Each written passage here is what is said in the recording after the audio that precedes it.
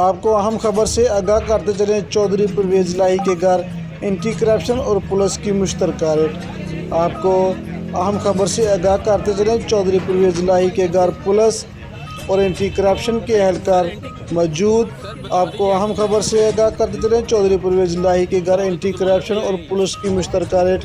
Police के एहलकार मौजूद। आपको ये खबर दे रहे हैं कि चौधरी परवेज़ इलाही के घर एंटी करप्शन और पुलिस की मुश्तरका रेड जो है वो इस वक्त मौजूद है। पुलिस के आला अफसरान भी मौजूद हैं, एंटी करप्शन के आला अफसरान भी वहाँ पर मौजूद हैं।